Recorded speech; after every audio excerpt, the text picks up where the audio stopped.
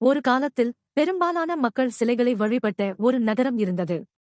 அந்த நகரத்தில் ஒரு கொடிய அரசன் அனைவரையும் சிலைகளுக்கு முன் தலைவணங்க செய்தான்.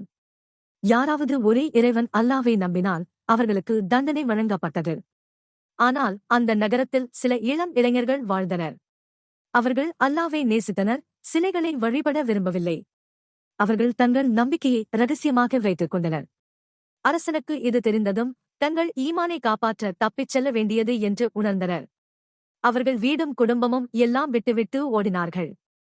நகரத்திலிருந்து வெகு தூரம் சென்று ஒரு குகையை கண்டனர். அங்கே அல்லாவிடத்தில் பிரார்த்தனை செய்தனர்.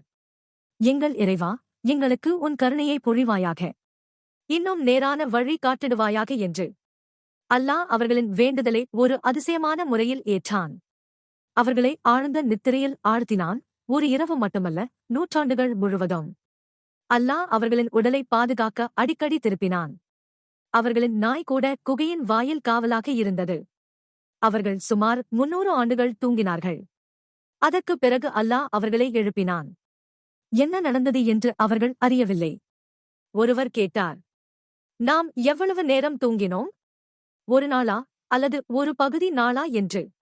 அவர்கள் மிகவும் பசித்திருந்ததால் ஒருவரிடம் வெள்ளிக்காசுகளை கொடுத்து, நகரத்துக்கு சென்று நல்ல உணவு வாங்கிக்கொள், ஆனால் எச்சரிக்கையாக இரு, யாரும் நம்மை அறியக்கூடாது என்று சொன்னார்கள். அவன் நகரத்துக்குச் சென்றபோது அங்கிருந்த அனைத்தும் மாறியிருந்தது.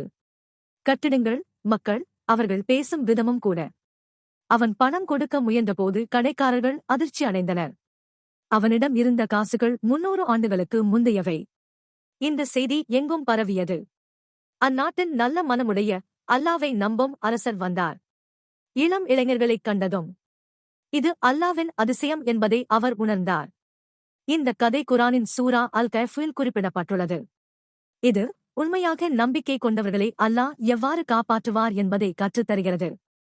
அல்லாஹ் நம்மை நூற்றுக்கணக்கான ஆண்டுகளுக்கு பின்னரும் எழுப்பும் சக்தி படைத்தவன். அதைப் போலவே மறுமை நாளிலும் அவன் நம்மை எழுப்புவான்.